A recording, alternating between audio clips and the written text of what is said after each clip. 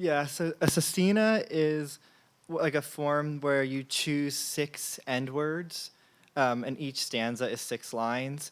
And so pretty much those end words stay the same throughout the entire poem with only like slight variations. So here it is, Sad Sestina.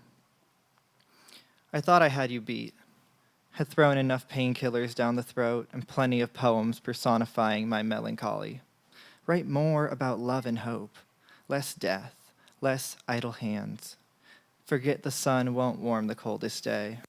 You're tall, you have a man, it could be worse. My freshman friends cried in circles. Worse was that the lights were on. 3 was enough that year. Teen suicide just wasn't Monday conversation. I rejected poetry, just too pretty for my taste. My hands were cramped and snowy winter days were more than I could take. The East and Baltimore still fresh as dry cleaned shirts. Which coast is worst? A friend once asked, in terms of crime. My hands tied back, uneasy, about the same, enough to go around. But who wants to read a poem about crime? Sophomore year, I remember the day I kissed a boy because he bought me Sunday brunch. Was I good? Should I have touched him more? More tongue, more neck? Less talk about the lyrics which had failed me? Having seen the worst of men, the crickets weren't loud enough to sleep. What was I worth? Still second-hand, even to myself. The millions of clock hands he had on me suffocating. There are days I want to scream to the wide fields, enough. The yolky sunset sealed like a hinge. No more backseat rendezvous. That spring, friends cuffed. But worse, I learned that I was soft, like ricotta in poetry. I can't even rhyme like the romantic poets. I'm not Neruda's cherry tree. My hands aren't horses or gods or heavens.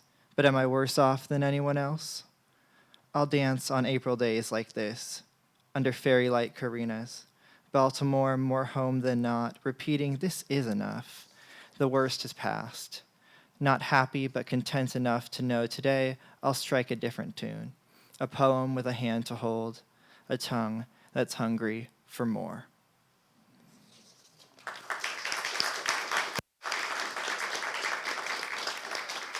Thank you. I want to read 2 more poems. They're pretty short. This first one is being published in the Atlanta Review later this year, so I'm excited about that. Okay, here's the poem, Heirlooms. Grandma's 6 weeks dead, and not a thing left to me. Her diamond ring, her pearls distributed among my mother and sisters. Last week, I watched a neighbor in the yard, untangling her tomato vines like king snakes from the wire into a trellis. Yellow blossoms punctuated each leaf. I almost asked the neighbor for some seeds, and just enough to grow my own, 2 or 3, maybe some basil or mint too, which Scott thinks is ridiculous. There's not a green thumb between us. I'm no good at pretending the earth isn't dying with each ringing out of the clouds. Once more, Scott and I try to revive the parlor palm from his father's funeral. The roots have gone to shit, the leaves like shriveled snakeskins.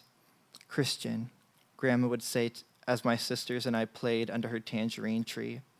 One day, I will watch your children. Just to say I tried, I dig myself deeper and deeper into the earth.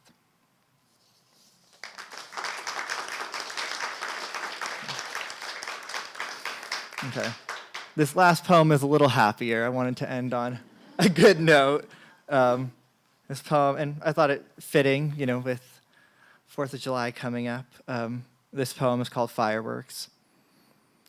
Fireflies under streetlights as I drive to your house on the 4th of July. I'd have gone full on freedom, dog head hanging out the window, licking the wind, but it was raining.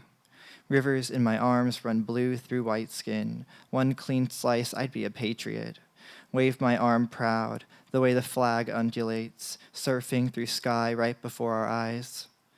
Your smile drags in my mind like the tobacco you gave up months ago. I almost gave up. Thought about sleeping through the summer, and then maybe autumn and winter too. It seems life only blooms in spring, but it's summer. And the rain soaking through my clothes almost feels like something worth celebrating. Thank you.